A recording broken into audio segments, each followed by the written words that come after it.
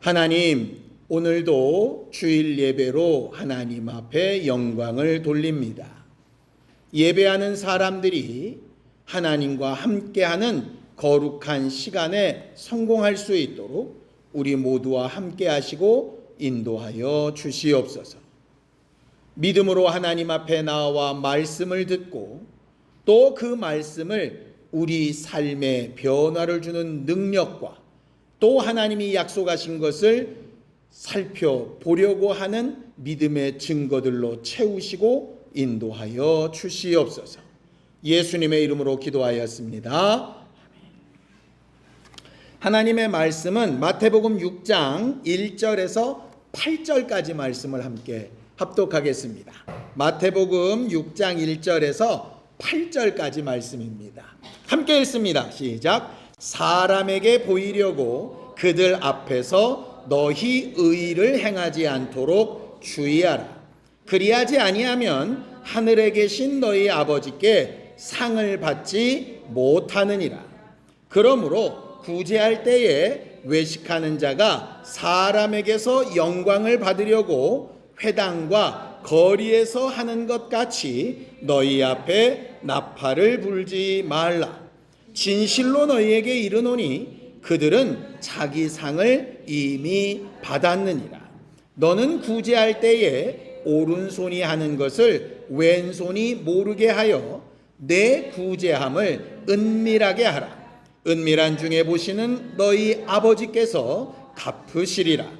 또 너희는 기도할 때에 외식하는 자와 같이 하지 말라. 그들은 사람에게 보이려고 회당과 큰 거리 어귀에 서서 기도하기를 좋아하느니라. 내가 진실로 너희에게 이르노니 그들은 자기 상을 이미 받았느니라. 너는 기도할 때에 내 골방에 들어가 문을 닫고 은밀한 중에 계신 내 아버지께 기도하라. 은밀한 중에 보시는 내 아버지께서 갚으시리라. 또 기도할 때에 이방인과 같이 중언부언하지 말라. 그들은 말을 많이 하여야 들으실 줄 생각하느니라. 그러므로 그들을 본받지 말라. 구하기 전에 너희에게 있어야 할 것을 하나님 너희 아버지께서 아시느니라. 아멘. 하나님은 무소부재하신 분이라고 우리는 그렇게 어려운 말을 씁니다. 무소부재가 무슨 뜻이죠? 무소부재? 없는 곳이 없다. 안 계신 곳이 없다. 그런 뜻이잖아요. 언제 어디서나 계신 분이다. 라고 그렇게 이야기하죠. 그런데 사실 우리가 그걸 느끼며 살고 있는지 그건 이제 별개의 문제입니다. 하나님이 그렇다는 것과 우리가 그걸 느끼며 사는 것에는 차이가 있어요.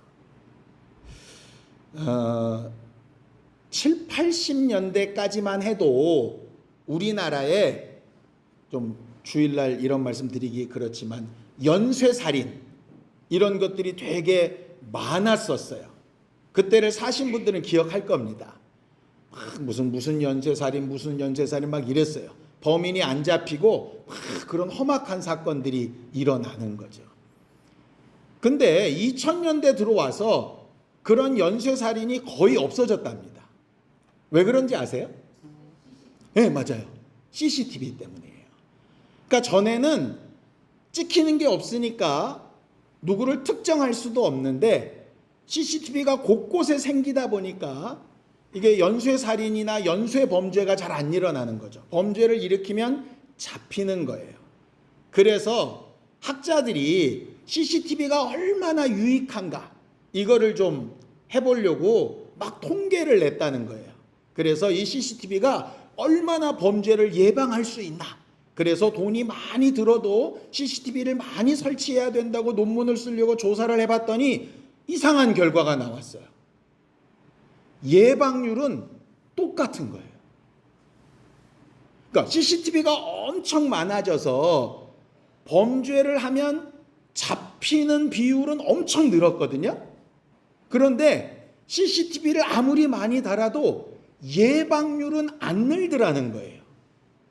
그래서 너무 당황스러워가지고 자기들은 당연히 CCTV가 검거율도 높이고 예방률도 높이니 예산을 많이 씁시다 이러려고 논문을 썼는데 전혀 다른 결과가 나오니까 이게 왜 이런 결과가 나왔지? 라고 막 알아보기 시작한 거예요. 답이 뭔지 아세요? 사람들은 CCTV에 들키기 전까지는 CCTV에 자기가 찍힌다는 생각을 못한대요. 아주 쉬운 예가 있습니다. 여러분들 오늘도 예배 끝나면 자동차 몰고 가실 거예요. 요새는 내비가 좋아가지고 뭐를 가르쳐 주죠? 띵, 500m 전방에 과속, 단속 카메라가 있습니다. 그럼 우리는 어떻게 합니까? 쫙 속도를 줄입니다. 지나고 나면 쫙 높입니다. 왜 그렇죠? CCTV가 있다고 알면 우리는 속도를 줄여요. 근데 지난 다음에 일정 기간 동안 얘가 경고하기 전까지는 있다 없다. 없다고 생각하니까 냅다 달리는 겁니다. 그러니까 또 경찰은 뭐로 잡죠? 경찰차 아닌 걸로 뒤에서 몰래 일반 차처럼 따라와 가지고 또 잡잖아요. 결국 무슨 얘기냐? 이런 결론에 이르렀대요. 사람들은 누구나 누가 보고 있다고 생각하면 범죄를 저지를 용기를 내지 못한다. 그런데도 불구하고 범죄를 저지르는 이유는 뭐냐? 누가 보고 있다는 생각을 못하거나 망각하기 때문이다. 신앙생활과 좀 비슷하지 않습니까? 우리가 하나님이 살아계시고 나를 항상 보고 계시다는 것을 안다고 생각하는데 사실상 우리가 막 행동할 때는 그 생각을 잠깐 까먹거나 아니면 뭐 이런 정도는 뭐 이러면서 두리뭉실 넘어가는 거예요. 제가 이렇게 글을 읽다 보니까 탈무드인지 아닌지는 모르겠어요. 걔가 출처는 정확하게 모르는데 어떤 이야기가 있어서 하나 전해드리려고 그래요.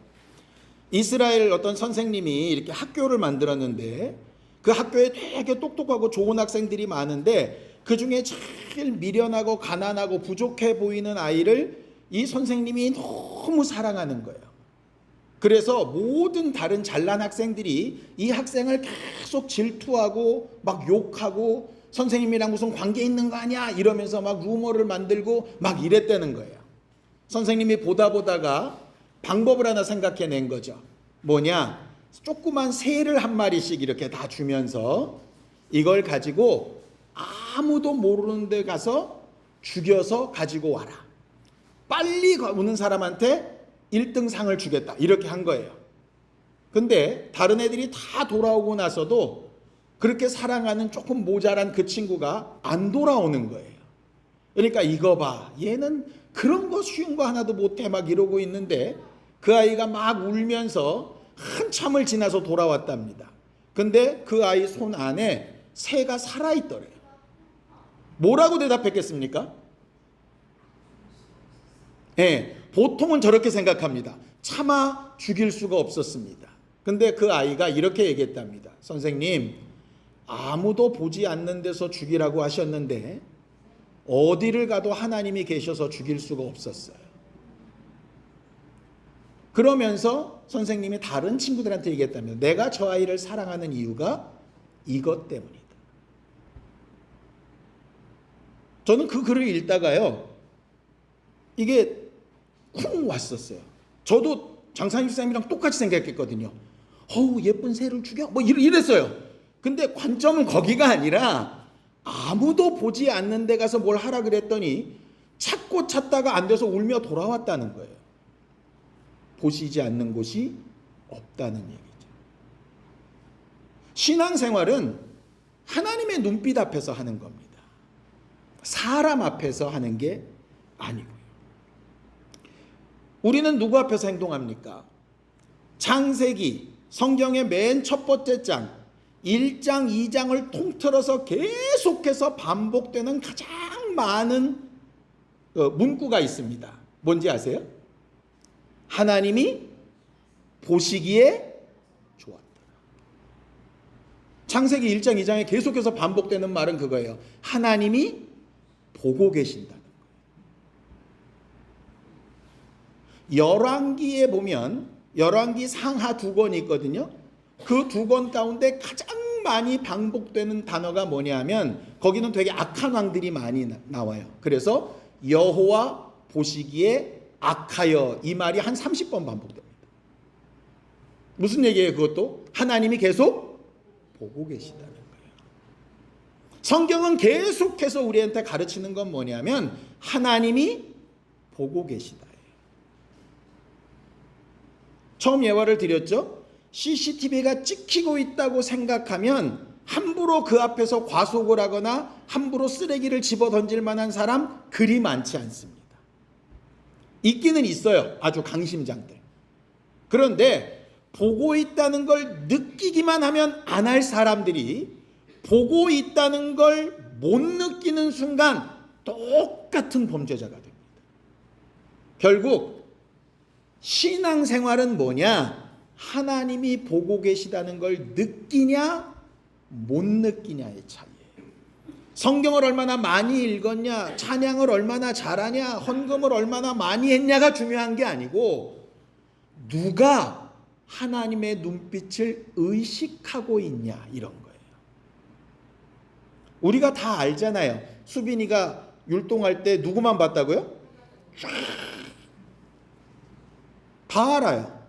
근데 그 눈빛은 다 알아채면서 우리의 일거수일투족을 수빈이 눈보다 더 밝게 보고 있는 하나님은 우리가 간혹 까먹는 거죠. 말은 그렇게 안 합니다. 하나님이 모르실 거라고 절대 말 안 합니다. 말은 하나님이 다 하신다고 말합니다. 다 보신다고 말합니다. 근데 실제로 행동은 그렇지 않습니다. 뭐냐? 아는 것과 행동의 차이가 이만큼 나는 거예요. 결과적으로 그 차이가 하나님을 더 가까이 하지 못하게 되고 하나님 앞에 축복의 통로로서의 삶을 가로막는 일이 되게 됩니다.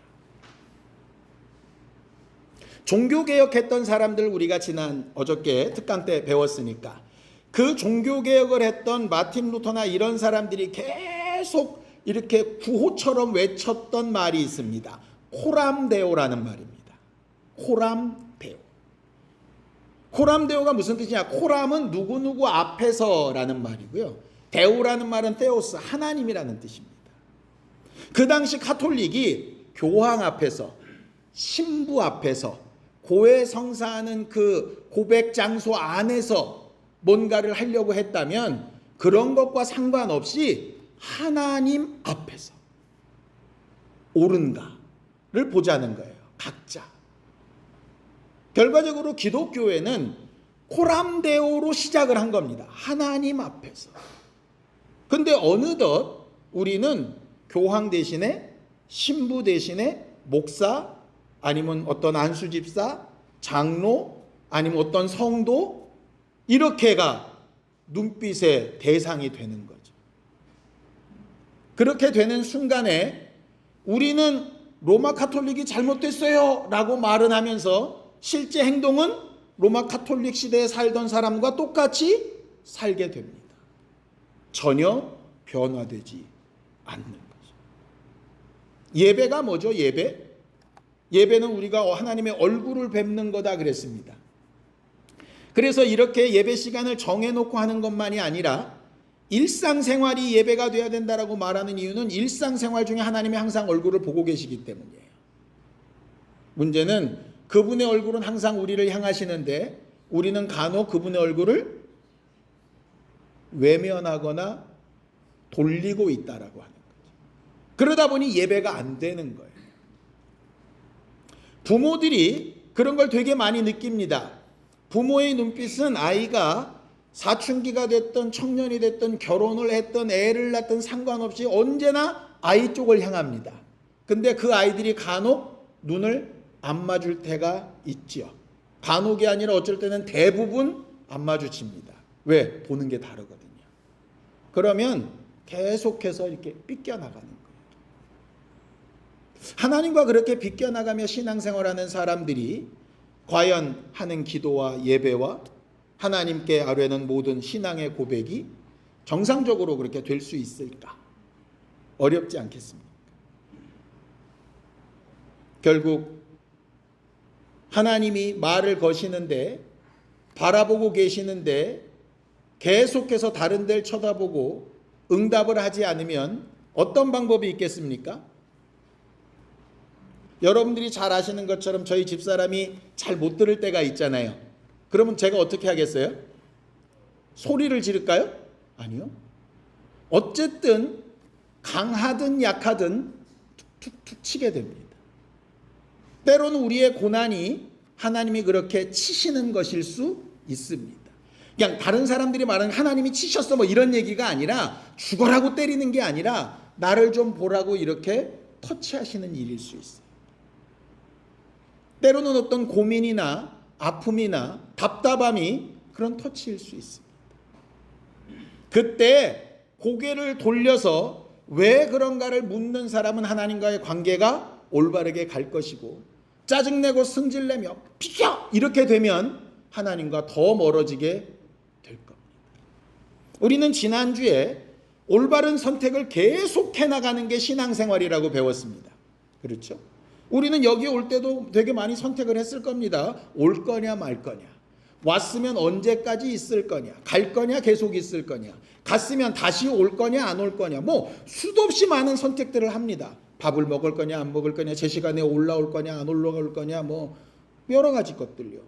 그런 선택들이 계속 모여서 하나님과의 관계를 만들어 가는데 지금까지 우리는 어떻게 살았나 한번 돌아볼 수 있었으면 참 좋겠습니다. 시편 24편 5절에서 6절까지 말씀을 함께 보겠습니다. 함께 읽죠. 시작. 그는 여호와께 복을 받고 구원의 하나님께 의를 얻으리니 이는 여호와를 찾는 족속이요 야곱의 하나님의 얼굴을 구하는 자로다. 이렇게 되어 있죠. 하나님께서 복을 얘기하시는데 복이 있는 사람의 조건이 뭐냐면 얼마나 잘났냐 못났냐의 문제가 아니라 하나님의 얼굴을 구하고 찾냐 안 찾냐, 하나님이 바라보고 계시다는 사실을 느끼고 인정하냐 그렇지 않냐, 이 문제인 거예요.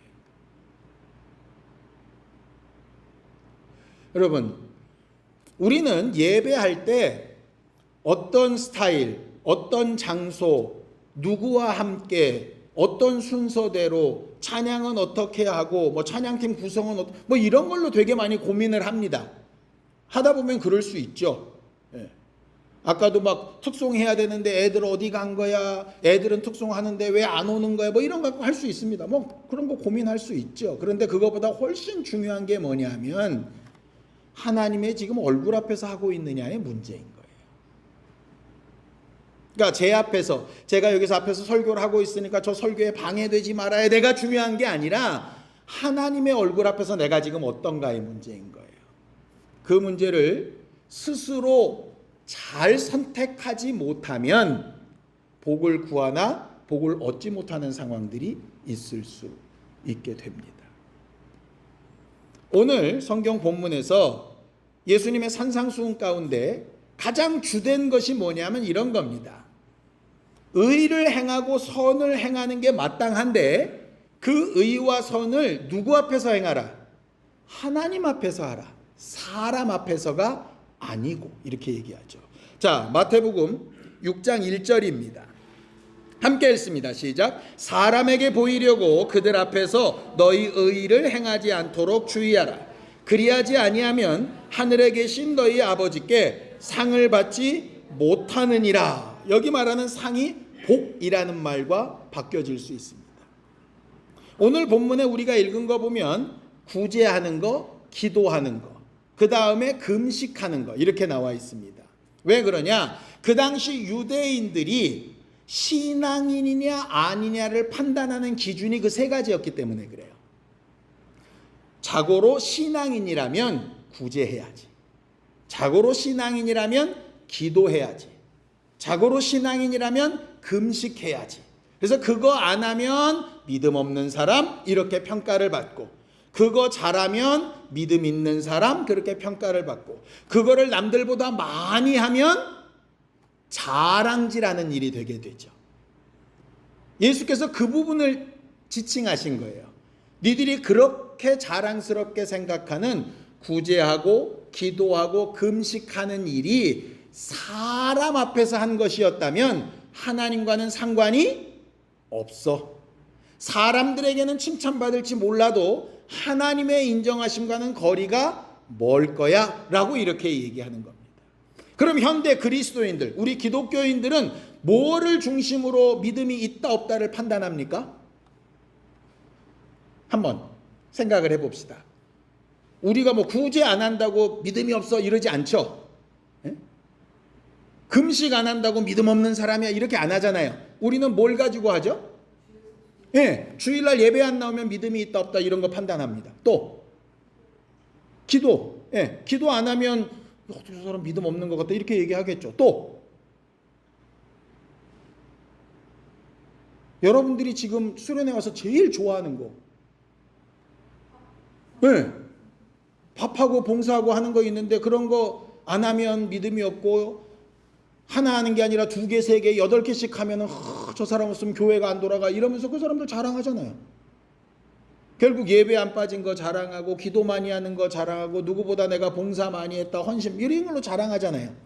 그러니까 그게 나쁘다는 얘기가 아니에요. 예수님도 야 구제 필요 없어, 금식 필요 없어, 기도 필요 없어 하신 게 아니에요. 구제, 금식, 기도 다 필요한데 그게 사람 앞에서 자랑질이 되면 하나님과는 무관한 거야 이렇게 말씀하신 거잖아요. 그럼 우리가 그렇게 자신 있게 생각하는 헌금하고 예배하고 주일 성수하고 기도하고 교회에서 봉사 잘하고 다른 영혼 챙기고 다 좋은 일인데 그 좋은 일을 사람 앞에서 했으면 어떤 문제가 벌어지느냐? 하나님과는 어떤 관계인지 다시 한번 생각해 봐야 될 필요가 있다는 거예요.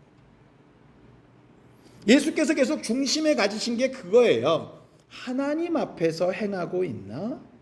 그게 조심스러운 거죠. 그러니까 설교하면서 제가 그런 걸 많이 느낍니다. 그러니까 우리 성도들만 있을 때는 제가 설교하기가 되게 자연스러워요. 물론 설교 자체가 부담스럽긴 하지만 그래도 자연스럽습니다. 그런데 새신자가 한두 명이라고 딱 와서 앉아있다. 어떨 것 같아요? 마음의 부담이 엄청 갑니다. 단어 하나 선택도 되게 힘들여서 합니다. 그런데 거기에 저보다 선배가 되는 목사님들이 쭉 앉아있다고 생각해 보세요. 제가 지방회에 가서 딱 한 번 설교해 봤거든요. 7월 달에 또 가는데요. 벌써부터 고민이 산더미예요. 아니 목사들을 앉혀놓고 뭔 설교를 해야 되는 거예요?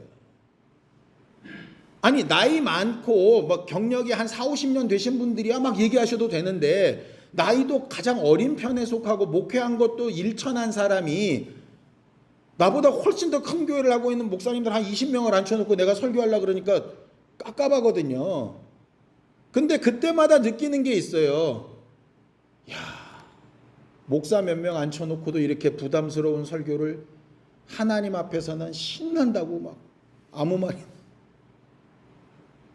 아니 하나님 앉아 계실 거 아니에요 여기. 근데 그건 CCTV를 인식 못하는 사람처럼 인식이 잘 안 되는 거죠. 그저 사람이 부담스럽지 하나님이 안 부담스러운 거예요. 그러니 저도 잘못됐고 그렇게 배운 우리도 잘못될 가능성들이 꽤 농후한 사람들이라. 그러니 어떻게 해야 될까? 정말 우리는 하나님 앞에 우리 자신이 어떠한가를 계속해서 돌아볼 수밖에 없어요. 성경에 하나님의 마음에 가장 합했던 사람을 누구라고 말합니까? 다윗이요. 이 세상에서 가장 지혜로웠던 왕이 누굽니까? 솔로몬이요. 그 마음에 합했던 다윗이 그 가장 지혜로운 솔로몬한테 유언처럼 했던 말이 있습니다. 성경을 보죠. 역대상 28장 9절입니다. 함께 읽습니다. 시작. 내 아들 솔로몬아, 너는 내 아버지의 하나님을 알고 온전한 마음과 기쁜 뜻으로 섬길지어다. 여호와께서는 모든 마음을 감찰하사 모든 의도를 아시나니 내가 만일 그를 찾으면 만날 것이요 만일 내가 그를 버리면 그가 너를 영원히 버리시리라. 여기에 아주 중심되는 말이 하나 있습니다. 하나님은 뭘 아신다고요? 의도를 아신다고요. 왜 그렇게 하고 있는지를 아신다고요. 우리가 아무리 아닌 채 해도 그럴듯한 이유와 변명을 갖다 붙여도 왜 그렇게 선택하고 행동하고 있는지 하나님은 그 의도를 아신다고요. 이게 무서운 거예요. 부모가 되었으면 알 겁니다. 아이들이 나름 머리를 빡빡빡빡 굴려가지고 거짓말을 앞뒷말 딱 맞춰서 합니다. 근데 부모 압니까 모릅니까? 대부분 압니다. 그러니까 왜 그런지도 압니다. 그러면서 고민하죠. 이걸 속아줘야 돼 말아야 돼? 이런 생각을 합니다. 하나님은 그보다 더 하실 텐데요. 우리는 말할 수 있어요. 아이고, 뭐 몸이 아파서 못했습니다. 뭐 피곤해서 못했습니다. 누가 갑자기 찾아와서 못했습니다. 어째서 못했습니다. 충분히 얘기할 수 있고 우리끼리는 그게 핑계거리가 돼서 괜찮아 집사님 그럴 수 있어. 아유 안 그런 사람이 어디서 다 그럴 수 있어요. 그런데 하나님은 뭘 아신다고요? 의도를 아신다. 의도를 아신다고요. 그러니까 잘하냐 못하냐는 나중 문제예요. 그러니까 잘 못할 수 있어요. 능력이 부족하고 지식이 부족하고 힘이 약하고 아니면 내가 생각이 짧아서 잘못될 수 있겠죠. 잘못된 결론과 선택을 할 수 있다니까요. 근데 하나님은 뭘 아세요? 의도를 아세요. 제가 설교를 준비하면서 가장 마음속에 확 와 박힌 게 이 부분이에요. 의도. 제가 계속 설교 주제가 몇 주째 가속되죠? 결과가 아니라 과정. 그죠? 어떤 일이 이루어진 것 말고 그렇게 해 나갔던 사람들과의 만남. 결국 하나님의 관심은 어디 있느냐? 결과가 좋으면 좋겠지만 그 결과와 상관없이 뭐로 판단하시냐? 의도로 판단하신다고요. 그러니까 이런 일이 벌어지는 겁니다. 보세요. 다윗과 함께하고 있던 사람들이 제사장 아니면 먹을 수 없는 진설병을 먹습니다. 근데 죽어요? 안 죽어요? 안 죽어요. 왜요? 의도가 선했거든요. 의도가 선했거든요. 사람들은 의도를 모르기 때문에 나타난 결과만 가지고 손가락질할 수 있습니다. 그러니까 사람에게 초점을 맞춰버리면 자꾸 어떻게 하게 되느냐? 나도 모르는 사이에 저 사람은 내 의도를 모르니까 뭐만 가지고 설명을 해요? 결과나 말로만 설명을 하는 거예요. 그러다 보니까 그럴듯한 말, 그럴듯해 보이는 결과만 찾다 보니까 자연스럽게 뭐가 습관이 되느냐? 외식이 습관이 되는 거예요. 왜? 의도를 안 내놔도 되니까. 이게 쌓이고 쌓이면서 어떻게 되느냐? 하나님과 점점 멀어지게 되는 거예요. 이게 무서운 거예요. 그래서 축복의 통로가 되려면 최소한 어디로 계속 돌아가야 되느냐면 코람데오로 돌아가야 되는 거예요. 하나님 앞으로 돌아가야 돼요. 내가 지금 하나님 앞에서 뭐 하고 있는 거지? 물론 이 말은 하나님이 중요하고 사람들 앞에 뭐 칭찬받고 있는 건 중요하지 않는 거니까 사람은 싸그리 무시하고 하나님만, 주만 이렇게 하는 것이 옳은 신앙이라고 가르치는 것은 아닙니다. 그런 식으로 신앙생활했던 시기도 있었고 그렇게 가르쳤던 분들도 있는데 절대적으로 잘못됐습니다. 왜 그러느냐? 이 말씀 때문이에요. 마태복음 5장 16절입니다. 함께 읽습니다. 시작. 이같이 너희 빛을 사람 앞에 비치게 하여 그들로 너희 착한 행실을 보고 하늘에 계신 너희 아버지께 영광을 돌리게 하라. 사람 생각하지 말고 하나님 앞에서 골방에서 은밀한 중에 하라 하셨던 그 예수가 너희 착한 행실을 사람 앞에 드러내가지고 사람들로 하여금 하나님께 영광 돌리게 하라. 이 두 가지 말씀을 다 하셨다고요. 하나만 하셨으면 우리가 고민할 게 별로 없을지 몰라요. 에? 너희는 먼저 이렇게 안 하고 너희는 오직 그의 나라와 의만 구하라. 이 땅의 나라나 가족이나 남편이나 자식은 다 필요 없다. 그러면 우리가 편하다고요. 신부나 수녀처럼 아니면은 머리 깎은 스님들처럼 다 때려치고 산으로 올라가거나 수도원에 가거나 그러면 돼요. 근데 하나님이 참 답답하신 게 우리는 능력이 없는데 자꾸 이것도 하고 이것도 하라 그러니까 답답한 거예요.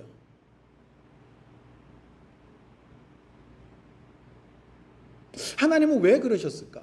우리가 연약한지 뻔히 알고 못할지 뻔히 아는데 못할 만한 일들을 정반대의 상황을 다 잘하라고 하면 우리는 어떻게 하라는 얘기인가? 어떻게 하라는 얘기일까요?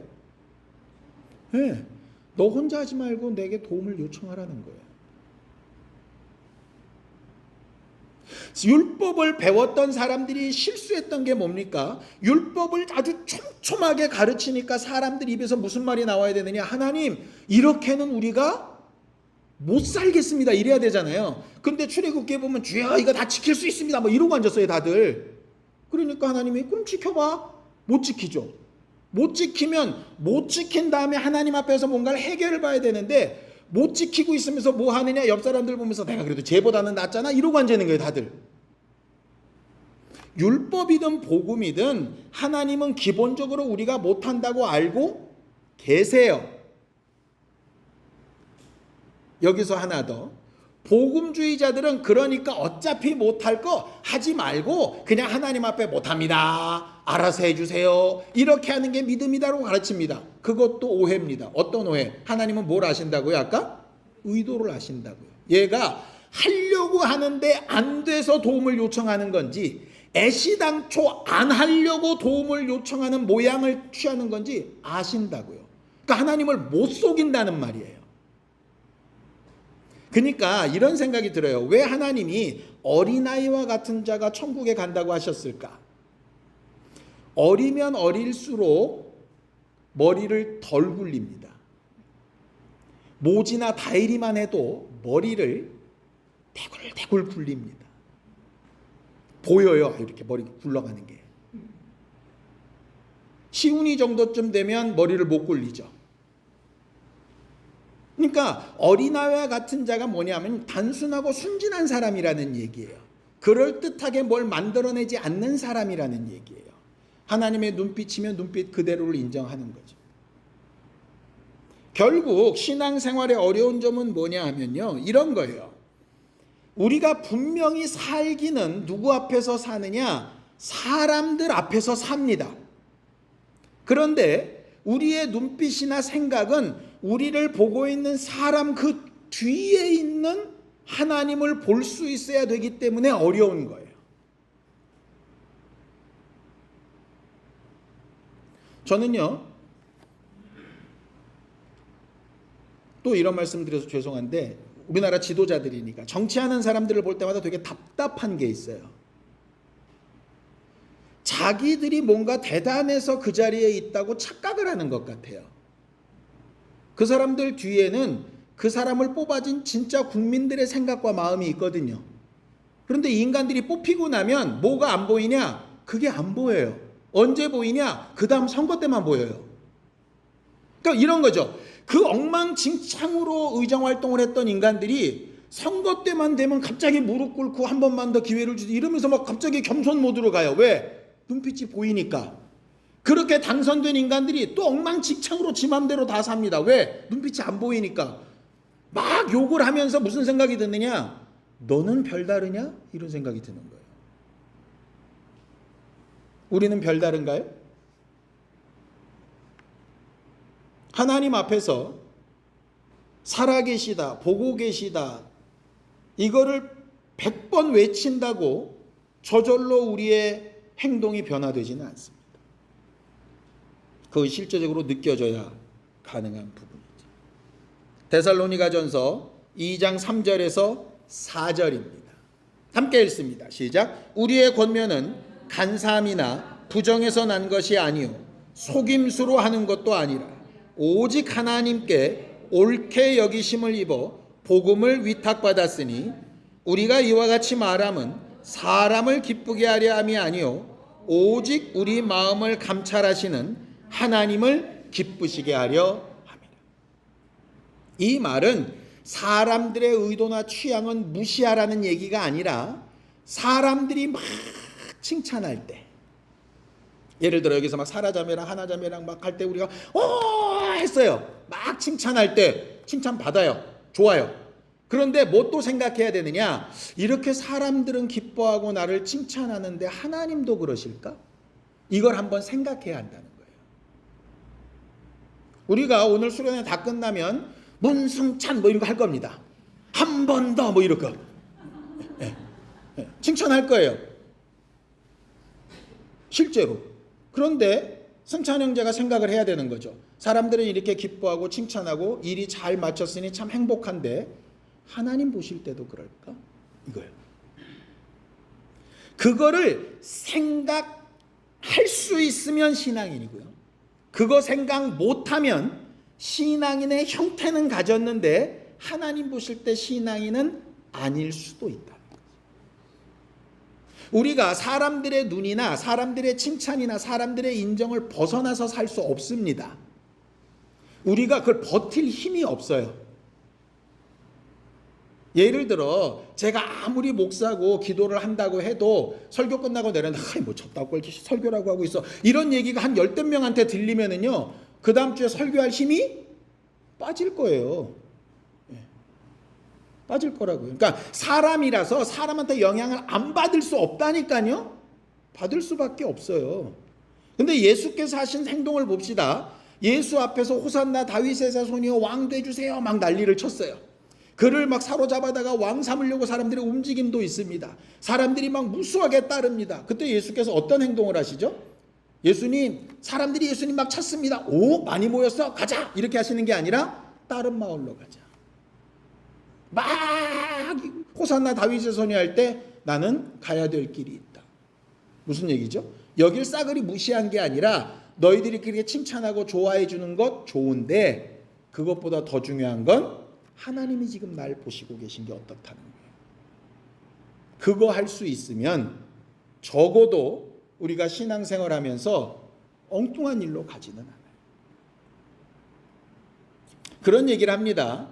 자식들이 부모 얼굴을 한 번만 생각하면 저지르는 잘못의 절반이 줄 거라는 얘기를 합니다. 내가 뭘 하려고 할 때 부모 얼굴이 딱 떠오르면 그 하려는 일의 절반이 줄어든대요. 결국 하나님의 눈빛이 기억나냐 안 나냐가 축복의 통로냐 아니냐를 결정하는 거죠. 사람의 눈빛이나 사람의 칭찬이 반드시 우리한테 필요한 경우가 있지만 그게 목적이 되지 않도록 해야 되는 문제가 매우 중요합니다. 어떻게 하면 그렇게 할 수 있을까? 쉽게 되지 않습니다. 쉽게 되지 않아요. 항상 마음에 이걸 지금 하나님 보실 때 어떤가를 생각해 보는 걸 연습하지 않으면 쉽지 않습니다. 연습해야 돼요. 진짜 연습해야 돼요. 이거는 목사가 설교한다고 되는 문제도 아니고요. 셀 모임을 10번 한다고 되는 문제도 아닙니다. 이건 자기가 연습해야 되는 문제입니다. 오늘 아침에 셀이 자매가 스트레칭 했습니다. 허리도 시원하고 되게 좋아지셨죠? 오늘 한번 했으니까 평생 괜찮을까요? 아니요. 해야 돼요. 셀이 자매가 계속 모이게 하지 못할 겁니다. 그럼 어떻게 해야 됩니까?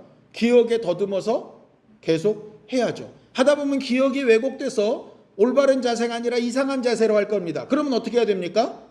셀이한테 다시 물어봐야죠. 이게 맞는지. 주일 예배가 뭡니까? 말씀을 들었습니다. 일주일 내내 가서 연습했습니다.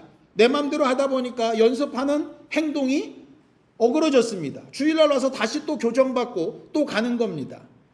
지난 수련회 때, 이번 수련회 때, 부흥회 때 이런 것들을 도대체 교회는 왜 하나? 한 번 해서 완성되면 다시 할 필요가 없겠죠. 그런데 갖다 맡겨놨더니 훈련하면서 자세가 점점 이상해지는 거예요. 왜? 자기가 불편하게 자세를 해야 올바를 텐데 편한 자세로 조금씩 타협을 하다 보니까 자세가 무너지는 거예요. 갑자기 요가 강사가 된 것 같아요. 결국 보면요, 우리 육체의 삶이나 영적 생활이 결코 별다르지 않다는 거예요. 왜냐? 하나님이 그렇게 깨달을 수 있도록, 만물을 보고도 하나님을 깨달을 수 있도록 만들어 놓으셨기 때문에.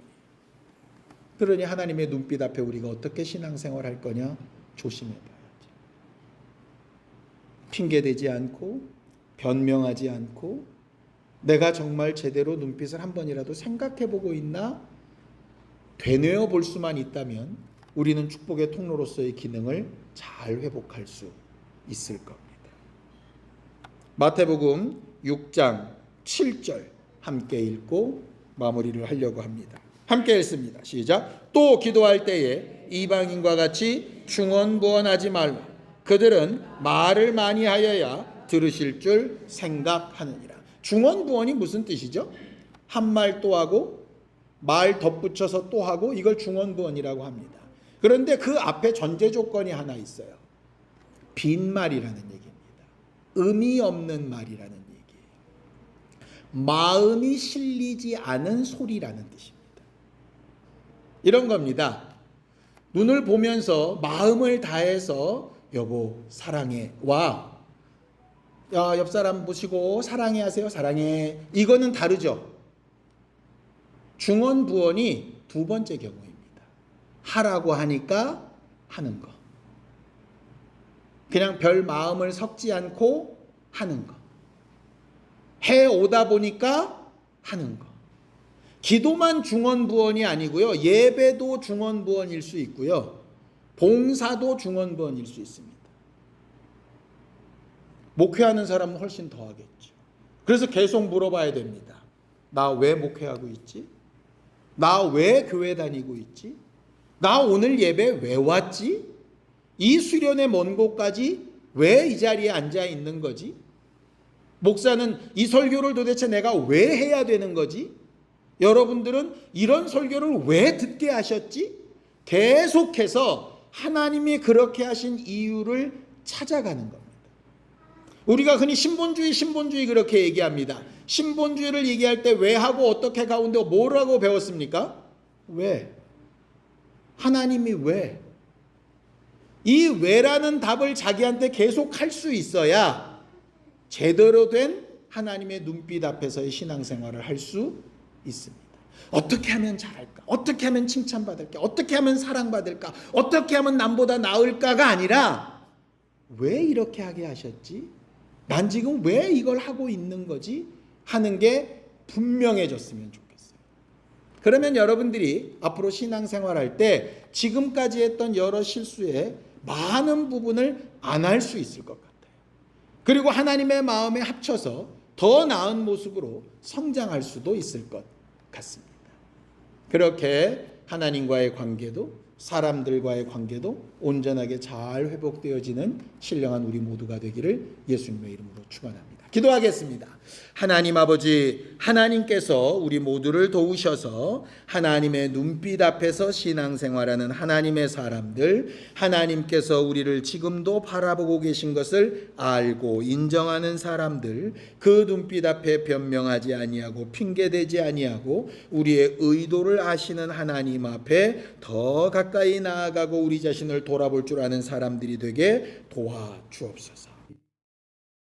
이제는 우리 주 예수 그리스도의 은혜와 하나님 아버지의 극진하신 사랑과 성령님의 감동하시고 함께 하시는 분명한 증거가 늘 하나님의 눈빛 앞에서 우리의 의도를 밝히 드러내며 살아가기 원하는 우리 모두 위에 이제로부터 영원까지 함께 있을지어다. 아멘.